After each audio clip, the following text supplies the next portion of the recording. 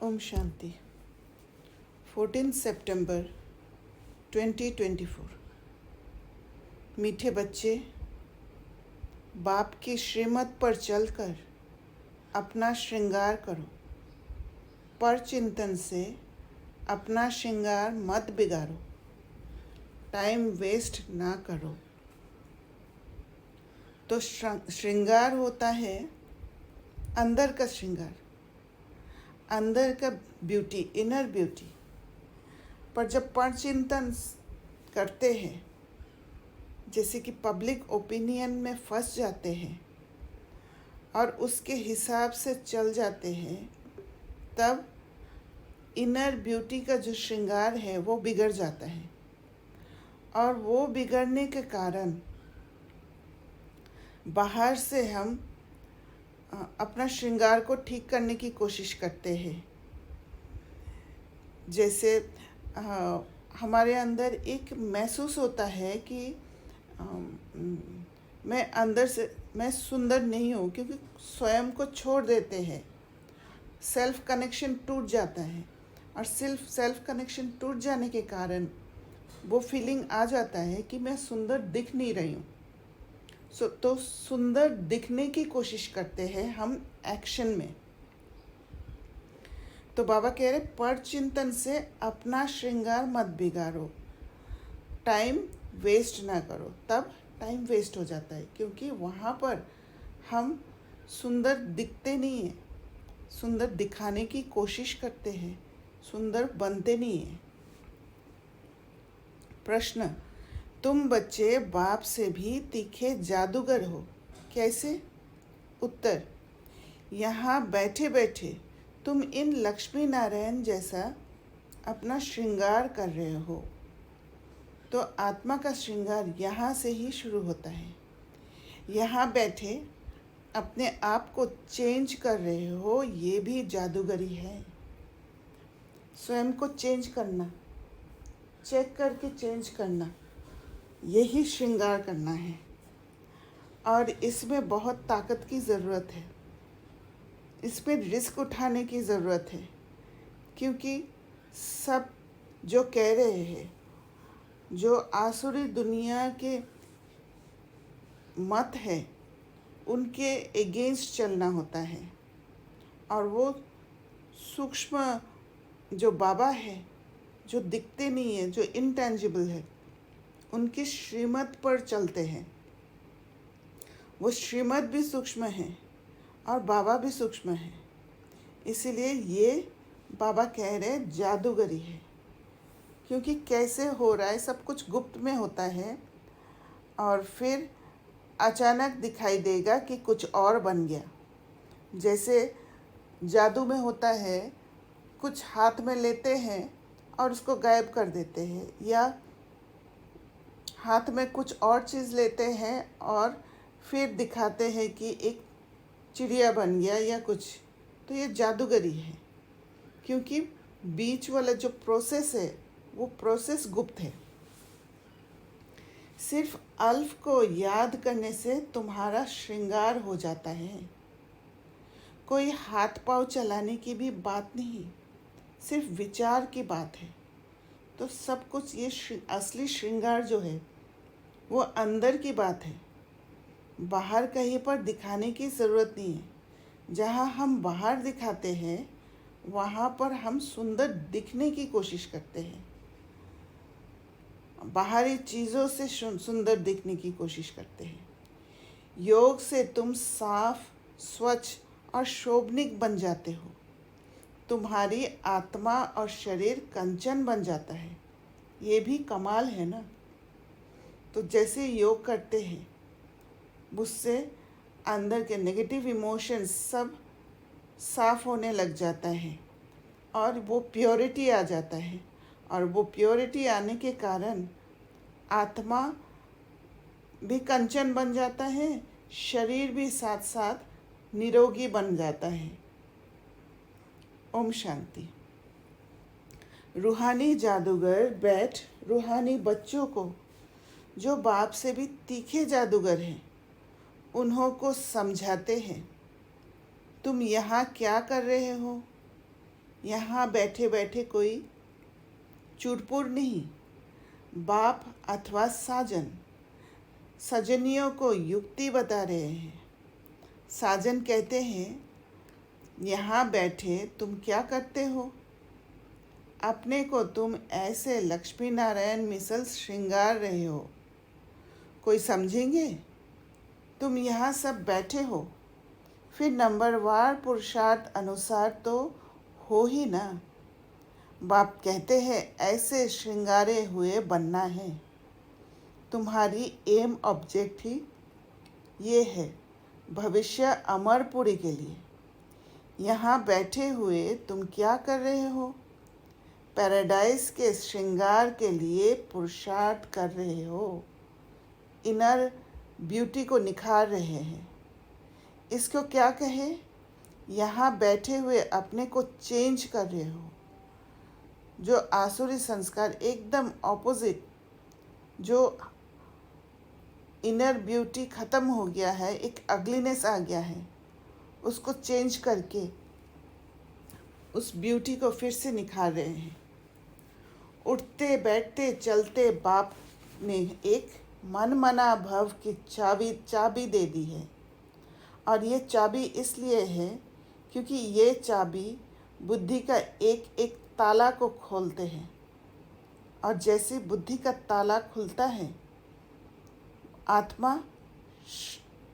आत्मा का श्रृंगार हो जाता है, आत्मा का ब्राइटनेस आ जाता है। बस एक सिवाय इसके और कोई भी फालतू बातें सुनाकर टाइम वेस्ट मत करो। सुनना और सुनाना तो पब्लिक ओपिनियन में सुनना भी इंक्लूडेड है और सुनाना भी इंक्लूडेड है। अगर हमने पब्लिक ओपिनियन में फंस गए, वश में आ गए, तो ये भी उस प्रोसेस में आ गए जहाँ हम अपना श्रृंगार को बिगाड़ते हैं। तुम अपने पुरुषार्थ में रहो। कितनी समझ की बातें हैं। कोई नया सुनेगा तो ज़रूर वंडर खाएगा। तुम्हारे में कोई तो अपना श्रृंगार कर रहे हैं, कोई तो और ही बिगाड़ रहे हैं। पर चिंतन आदि में टाइम वेस्ट करते रहते हैं। बाप बच्चों को समझाते हैं, तुम सिर्फ अपने को देखो कि हम क्या कर रहे हैं। बहुत छोटी युक्ति बताई है, बस एक ही अक्षर है, मन मना भव। और उस मन मना भव में सबसे पहले है सेल्फ कनेक्शन। इसलिए अपने को देखना माना, स्वयं को हर बात से सेफ रखना, अपना श्रृंगार ना बिगड़े। तुम यहाँ बैठे हो, परंतु बुद्धि में है कि सारी सृष्टि का चक्र कैसे फिरता है। अभी फिर से हम विश्व का श्रृंगार कर रहे हैं। हमारी बुद्धि में है कि हमने श्रृंगार को बिगाड़ा है और अब फिर से विश्व का श्रृंगार कर रहे हैं। और वो कैसे कर रहे? स्वयं का श्रृंगार करके। तुम कितने पदमा पदम भाग्यशाली हो। यहाँ बैठे बैठे तुम कितना कार्य करते हो। कोई हाथ पाँव तो चलाने की बात ही नहीं है, सिर्फ विचार की बात है। तुम कहेंगे हम यहाँ बैठे ऊंच से ऊंच विश्व का श्रृंगार कर रहे हैं। मन मना भाव का मंत्र कितना ऊंचे। इस योग से ही तुम्हारे पाप भस्म होते जाएंगे और तुम साफ बनते बनते फिर कितने शोभनिक हो जाएंगे। तो जितना जितना योग करेंगे उतना उतना प्यूरिफिकेशन होते जाएगा। इनर वर्ल्ड का प्यूरिफिकेशन होगा और सफाई होगा, और वो सफाई होने के कारण शोभनिक हो जाएंगे। एक अट्रैक्शन होगा। अभी आत्मा पतित है तो शरीर की भी हालत देखो क्या हो गई है। अब तुम्हारी आत्मा और काया कंचन बन जाएगी। ये कमाल है ना। तो ऐसा अपना श्रृंगार करना है। दैवी गुण भी धारण करने हैं। बाप सभी को एक ही रास्ता बताते हैं, अल्फ बे। सिर्फ अल्फ की बात है। बाप को याद करते रहो तो तुम्हारा श्रृंगार सारा बदल जाएगा। परिवर्तन शक्ति आ जाएगा, जिससे ट्रांसफॉर्मेशन हो जाएगा, सुंदर बन जाएंगे। बाप से भी तुम बड़े जादूगर हो। तुमको युक्ति बताते हैं कि ऐसा ऐसा करने से तुम्हारा श्रृंगार बन जाएगा। अपना श्रृंगार ना करने से तुम मुफ्त अपने को नुकसान पहुंचाते हो। इतना तो समझते हो हम भक्ति मार्ग में क्या क्या करते थे। सारा श्रृंगार ही बिगाड़ कर क्या बन गए हो। अब एक ही अक्षर से, बाप की याद से तुम्हारा श्रृंगार होता है। सिर्फ मन मना भव के अक्षर से आत्मा का श्रृंगार होता है। बच्चों को कितना अच्छी रीति समझाकर फ्रेश करते हैं। यहाँ बैठे तो तुम क्या करते हो? याद की यात्रा में बैठे हो। अगर कोई का ख्याल और तरफ होगा तो श्रृंगार थोड़ी होगा। तुम श्रृंगारे हो तो फिर औरों को भी रास्ता बताना है। जब स्वयं श्रृंगारे होते हैं तभी औरों को रास्ता बता सकते हैं। बाप आते ही है ऐसा श्रृंगार बनाने। कमाल शिव बाबा आपकी। आप हमारा कितना श्रृंगार करते हो। उठते बैठते चलते हमको अपना श्रृंगार करना है। हर पल अपना श्रृंगार बचाने से भी, अपना श्रृंगार बिगाड़ने से भी बचाना है। और जो ज्ञान रतन मिल रहा है, ज्ञान के जो पॉइंट्स मिल रहा है, उससे उसको समझकर उसको श्रृंगारने में यूज़ करना है। तो हर सीन में उसके लिए अलर्ट रहना ज़रूरी है, क्योंकि अगर श्रृंगार बिगड़ गया तो फिर बाहर से जो लुकिंग गुड सिंड्रोम वो अंदर में आ जाता है, क्योंकि समझ में आता है कि मैं बाहर से नहीं दिख रही हूँ सुंदर, या किसी को समझाने की ज़रूरत हो जाता है कि मैं अच्छी हूँ, मैं सुंदर हूँ। और सुंदर हूँ बताने के लिए फिर मेकअप करना पड़ता है ना, उसको बनाना पड़ता है ऊंचा दिखाने के लिए। तो पावर के सीट पर बैठ के सुंदर बनना पड़ता है। कोई तो अपना श्रृंगार कर फिर दूसरों का भी करते हैं। कोई तो अपना भी श्रृंगार नहीं करते तो दूसरे का भी श्रृंगार बिगाड़ते रहते हैं। तो जब बाहर से श्रृंगार करने की कोशिश करते हैं, जब बाहर से दिखाने की कोशिश करते हैं, अंदर से सुंदर नहीं बनते हैं, तो फिर दूसरे का भी श्रृंगार बिगाड़ते हैं। इनर श्रृंगार, और खुद का भी इनर श्रृंगार बिगाड़ते हैं। फालतू बातें सुनाकर उनकी अवस्था को भी नीचे गिरा देते हैं। तो फालतू बातें सिर्फ ये नहीं है कि किसी के ऊपर गुस्सा कर दिया, या किसी का ग्लानि कर दिया, या किसी को कंट्रोल कर लिया, पर सूक्ष्म रूप में कहीं ना कहीं उस आत्मा को भी हम डिस्कनेक्ट कर देते हैं स्वयं से। वो भी श्रृंगार बिगाड़ना होता है। खुद भी श्रृंगार से रह जाते हैं तो दूसरे को भी राह देते हैं। स्वयं का श्रृंगार से रह जाना माना खुद से दूर हो जाना, और जब खुद से दूर हो जाते हैं तो दूसरों को दूर करने का ही निमित्त बनाते हैं। तो अच्छी रीति सोच विचार करो, बाबा कैसे कैसे युक्ति बताते हैं। भक्ति मार्ग के शास्त्र पढ़ने से ये युक्तियाँ नहीं आती हैं। शास्त्र तो है भक्ति मार्ग के। तुमको कहते हैं तुम क्यों शास्त्र को नहीं मानते हो? बोलो हम तो सब मानते हैं। आधा कल भक्ति की है। शास्त्र पढ़ते हैं तो कौन नहीं मानेंगे।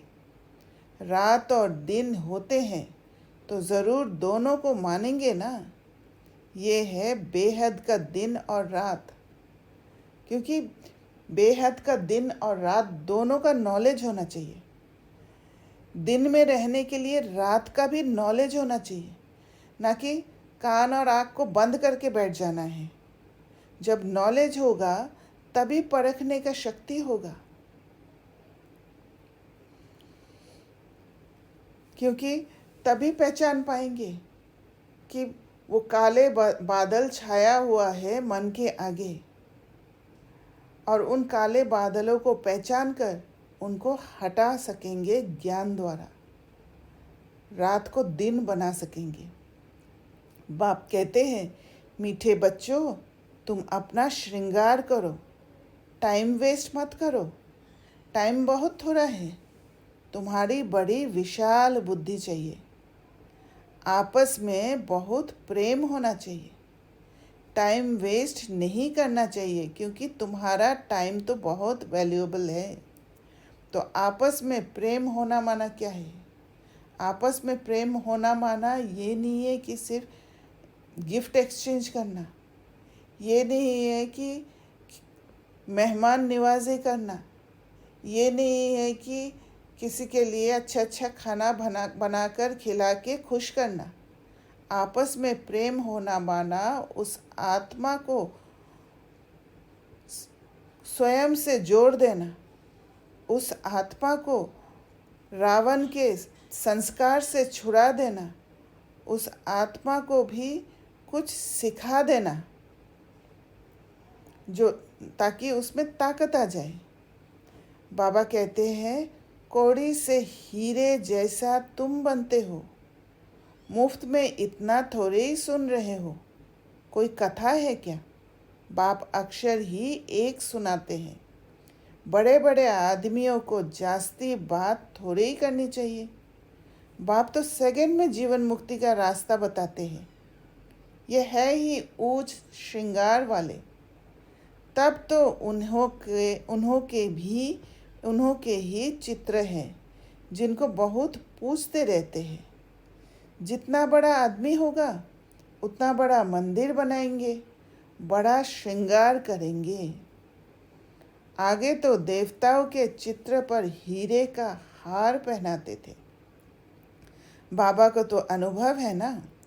बाबा ने खुद हीरे का हार बनाया था लक्ष्मी नारायण के लिए। तो लक्ष्मी नारायण ने कितना पुरुषार्थ करके अपने को श्रृंगारा है, जो वहाँ मैनिफेस्ट हुआ है। वास्तव में तो उन्हों जैसी यहाँ पहरवाइश कोई बना ना सके। अभी तुम बना रहे हो नंबरवार पुरुषार्थ अनुसार।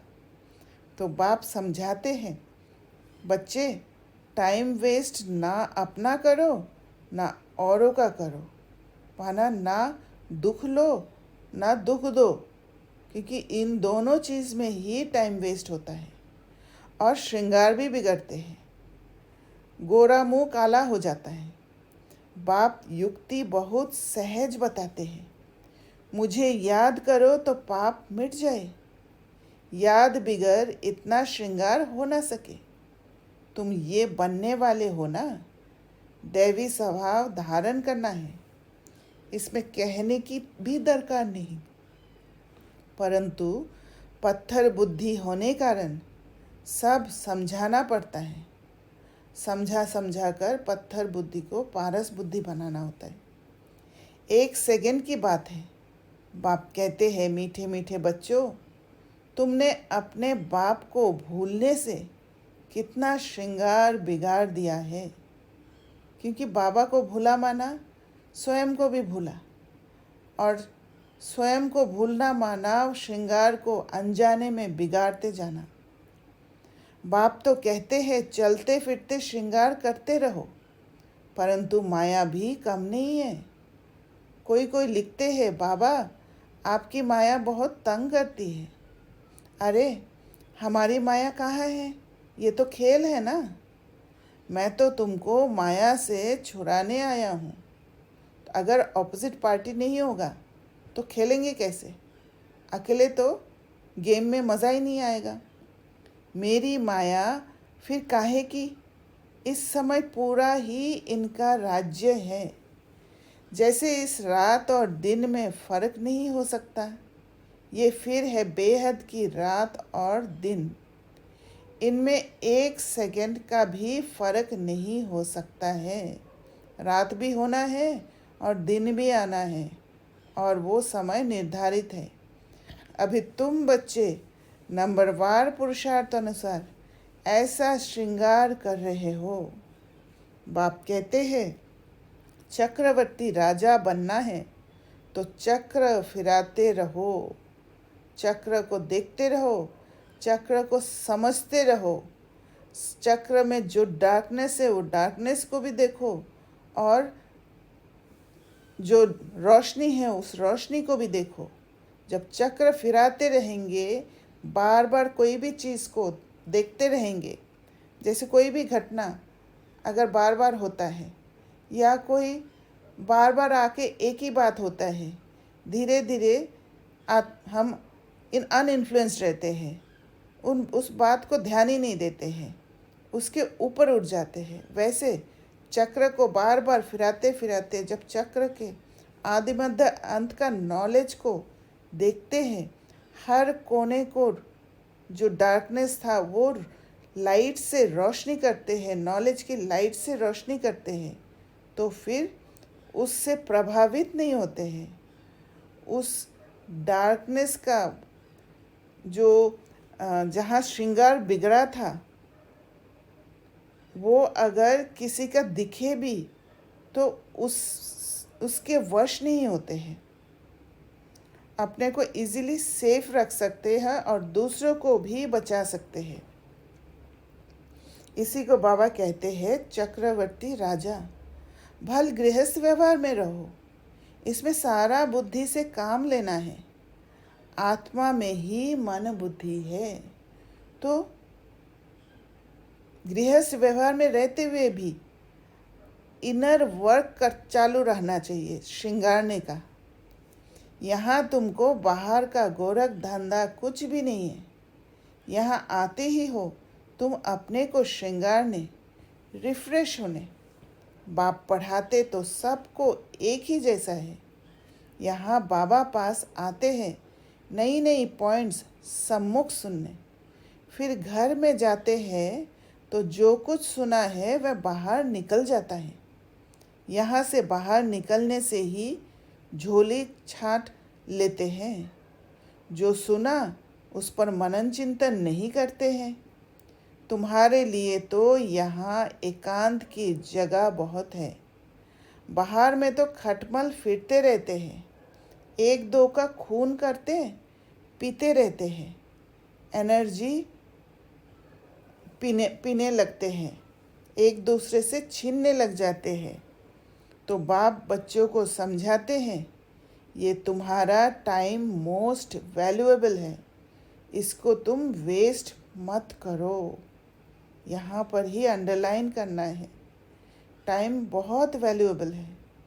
ना किसी को एनर्जी देना है ना लेना है, ना दुख देना है ना दुख लेना है।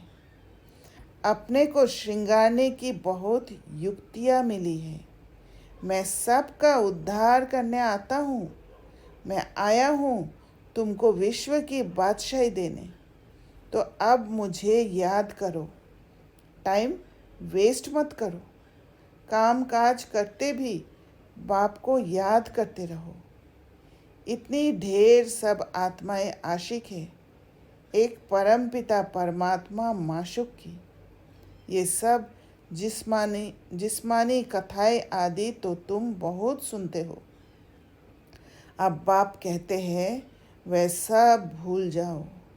भक्ति मार्ग में तुमने मुझे याद किया और वायदा भी किया है हम आपके ही बनेंगे। ढेर के ढेर आशिकों का एक माशुक।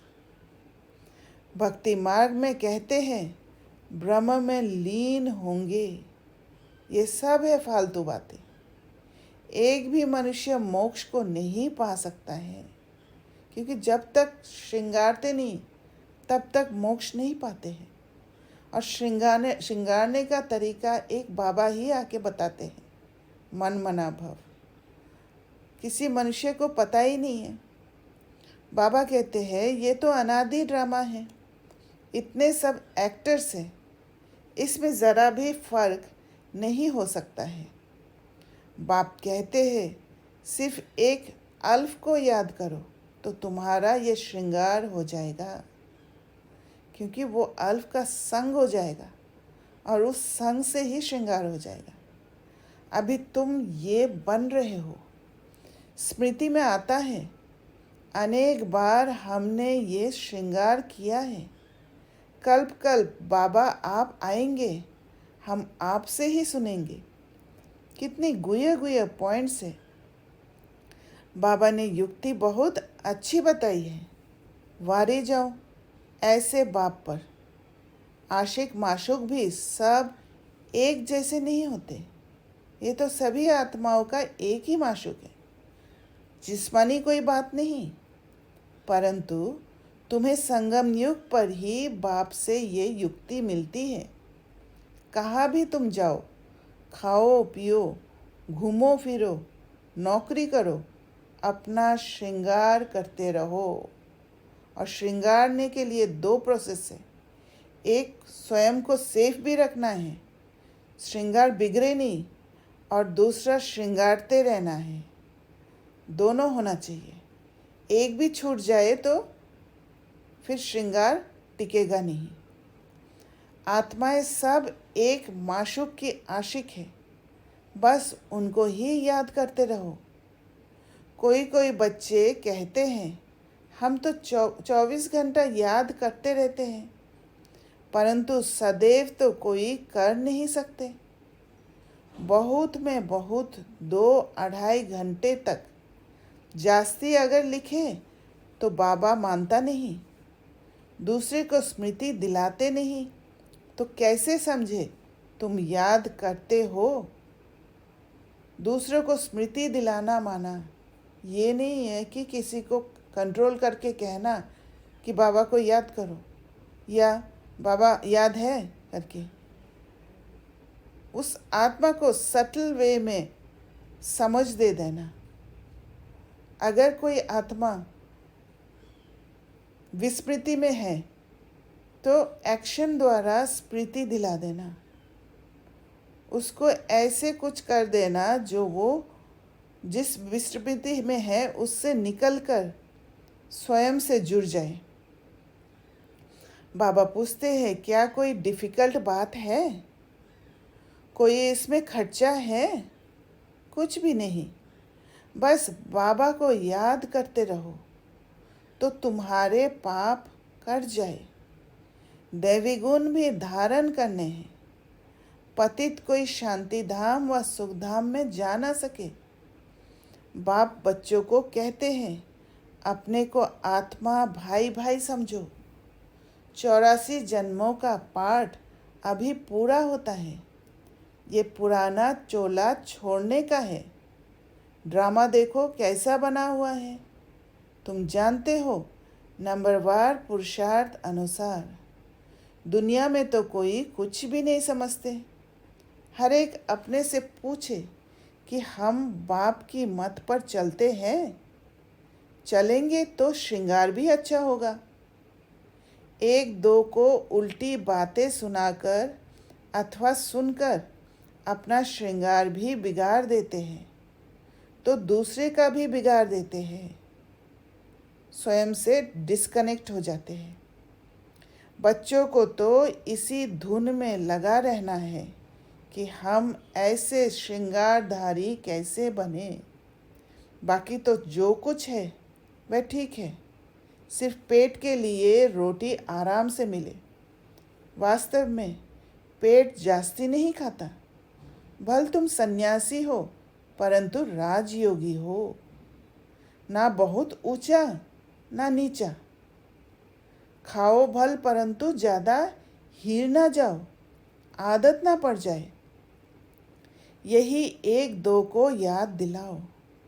शिव बाबा याद है, वर्षा याद है, विश्व की बादशाही का श्रृंगार याद है। विचार करो, यहाँ बैठे बैठे तुम्हारी क्या कमाई है। इस कमाई से अपार सुख मिलना है, सिर्फ याद की यात्रा से, और कोई तकलीफ नहीं। तो जैसे कि बाबा ये कह रहे हैं कि शिव बाबा याद है, वर्षा याद है, विश्व की बादशाही का श्रृंगार याद है। अगर कोई भी आत्मा रावण के वश में है तो वो आत्मा ये सब बातें कहने से उसको उसका ईगो क्लैश होगा, वो हर्ट हो जाएगा। तो उसके लिए ऐसे समझाना है, जैसे कहना है कि मैं ऐसे करती हूँ, मैं ऐसे केस में ऐसे करने की कोशिश करती हूँ।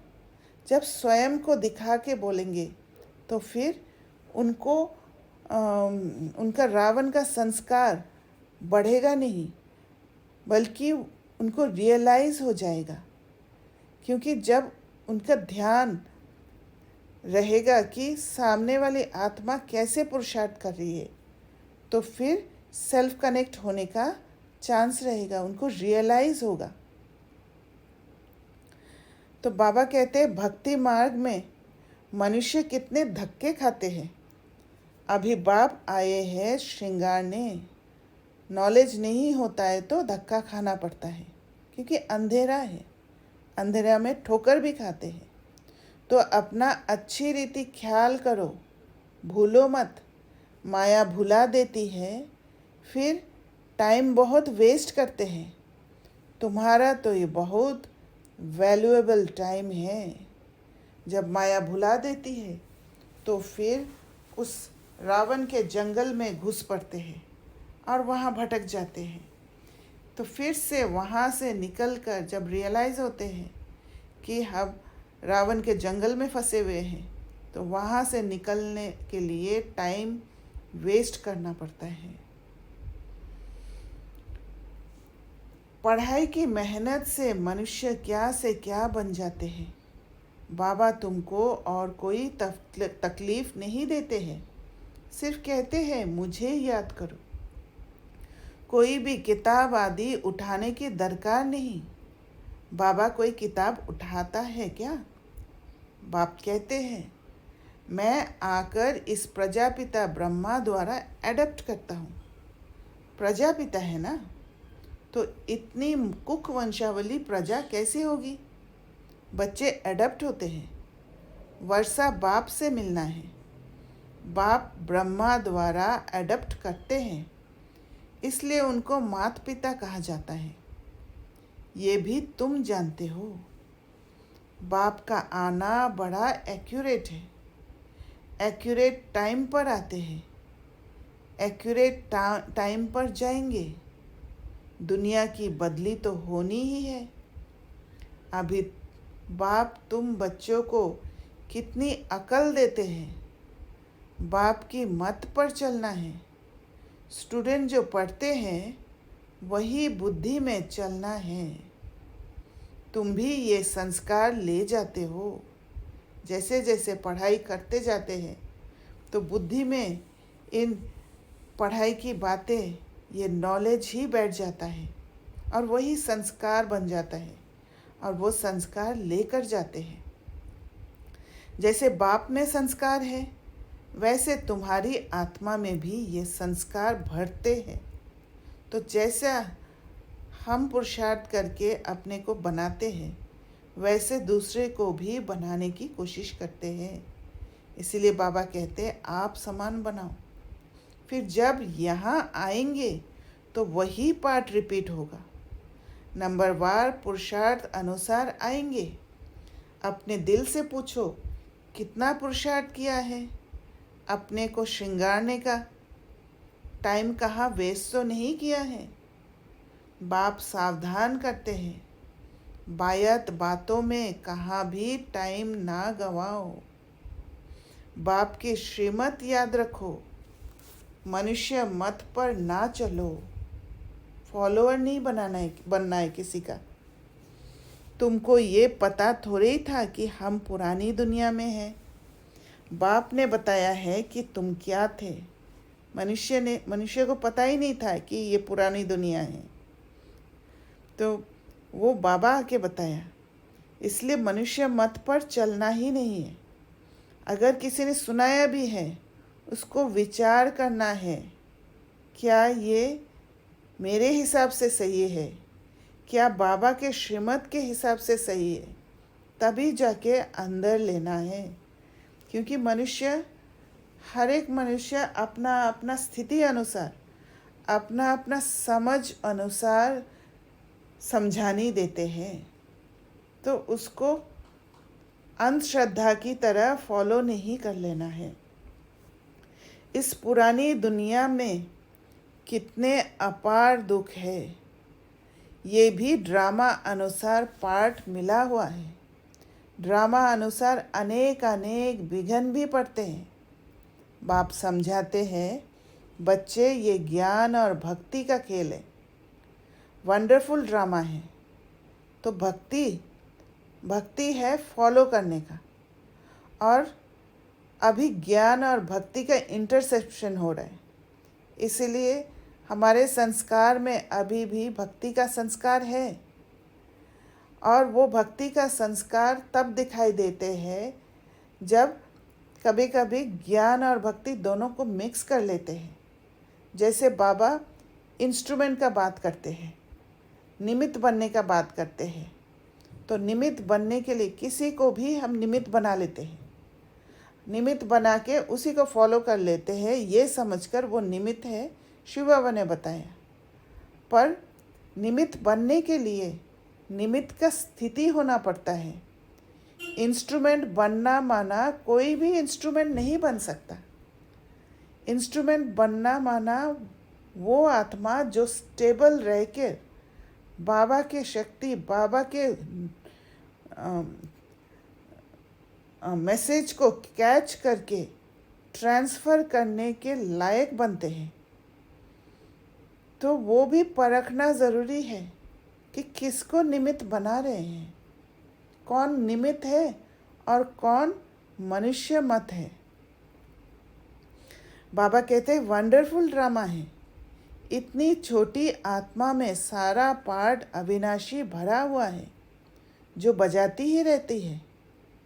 अच्छा, मीठे मीठे सिकिलदे बच्चों प्रति माता पिता बाप दादा का याद प्यार और गुड मॉर्निंग। रूहानी बाप की रूहानी बच्चों को नमस्ते। हम रूहानी बच्चों की रूहानी बाप दादा को याद प्यार, गुड मॉर्निंग और नमस्ते।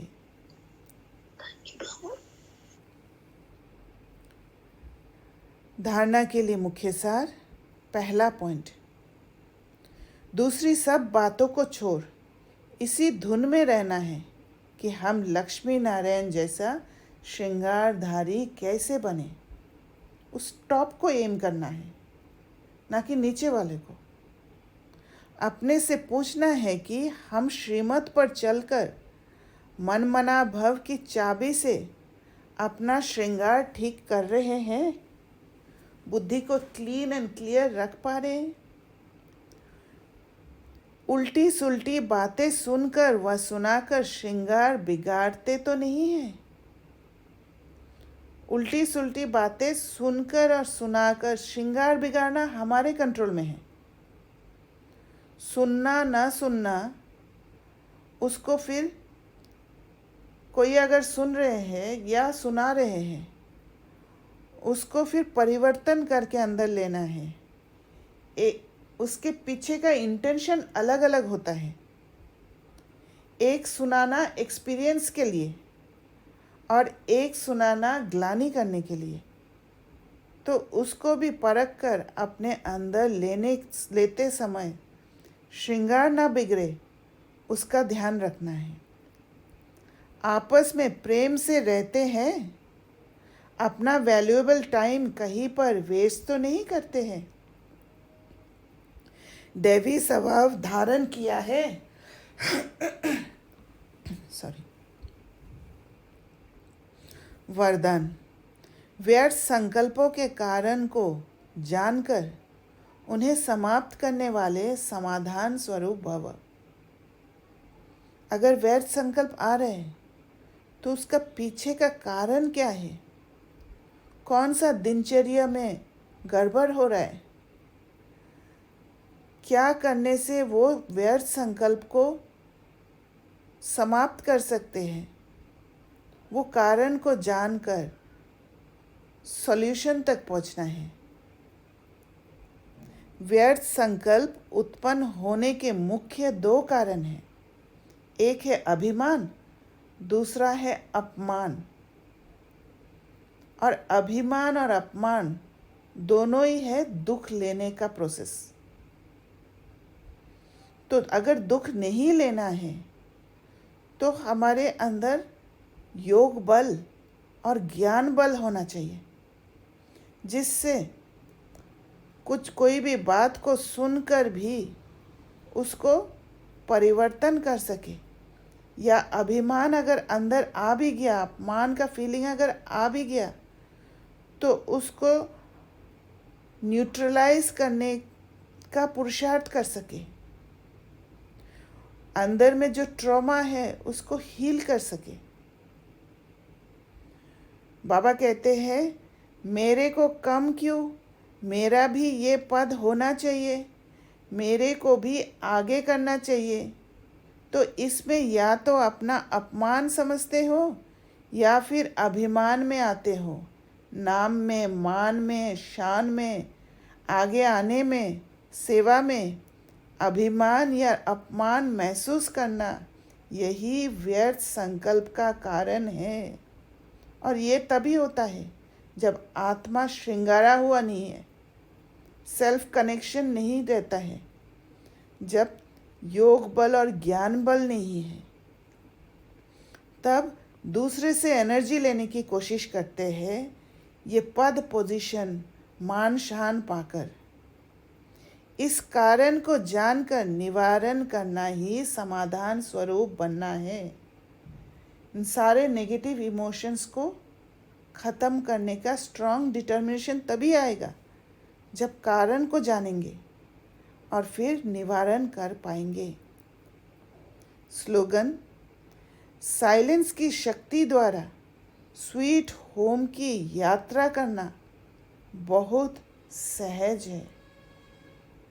जब अंदर साइलेंस होगा, जब अंदर हलचल नहीं होगा, जब वो स्टेबिलिटी होगा, भले इस वर्ल्ड में, स्टॉकी वर्ल्ड में है, पर हर बात में स्टेबल हो जाना, वो समझ जाना, उस समझने के लिए ताकत होना, तब वो स्वीट होम की यात्रा, क्योंकि मन बुद्धि एकाग्र होगा और बुद्धि क्लीन एंड क्लियर होगा। कुछ बोझ कैरी करके नहीं ले जाएंगे।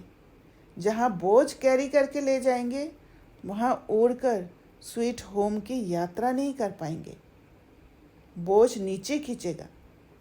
तो हर पल हर बात को रिजॉल्व करके, अपने को श्रृंगार करके हल्का रहना है, ताकि स्वीट को होम की यात्रा बहुत सहज हो जाए। अच्छा, ओम शांति।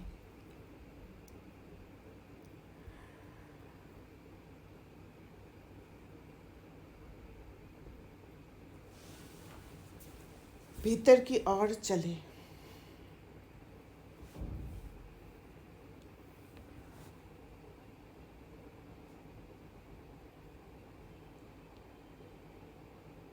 और बुद्धि की आँख खोलकर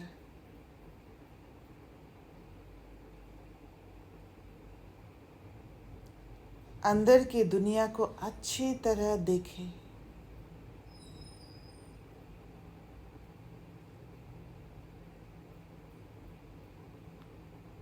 कहाँ कोई श्रृंगार बिगाड़ने वाले कोई बात तो नहीं है।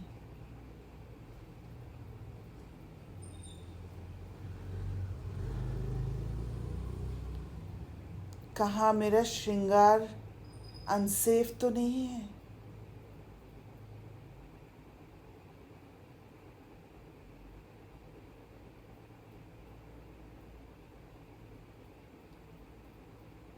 अगर है तो उसकी प्यूरिफिकेशन करने का प्रोसेस को एक्टिवेट करके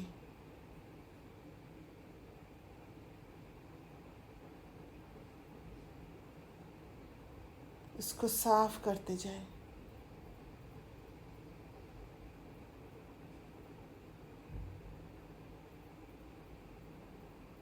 मैं योग बल और ज्ञान बल द्वारा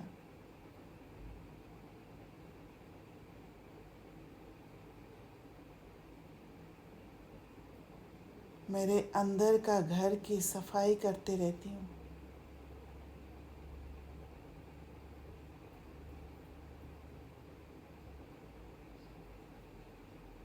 मैं अपना ध्यान रखती हूँ।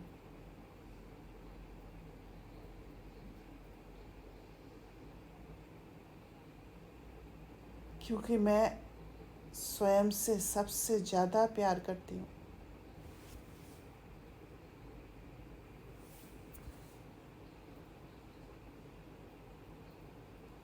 मुझे कोई भी हलचल पसंद नहीं है।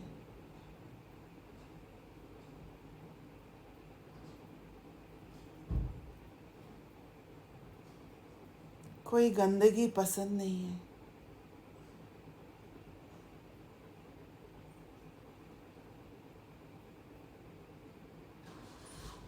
इसलिए मैं हर पल सेफ रहना चाहती हूँ।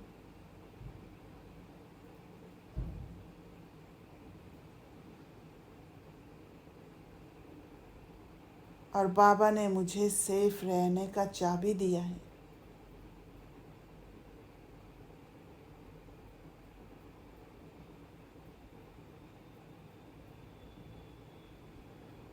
मन मना भव का चाबी।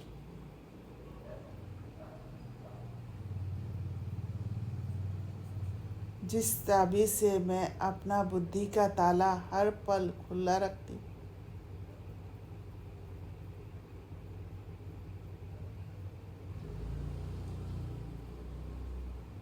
और अपने आप को श्रृंगारते रहती हूँ।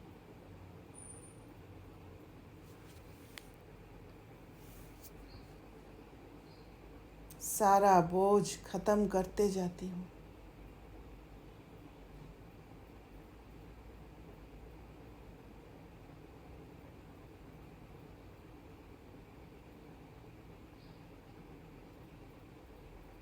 हल्की हो उड़ते रहती हूँ।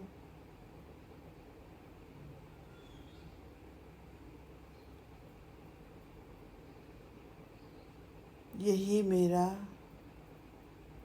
असली श्रृंगार है।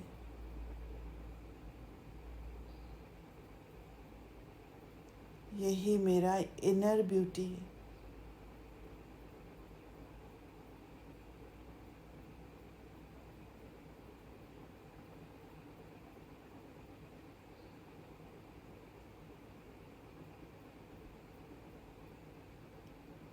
ओम शांति।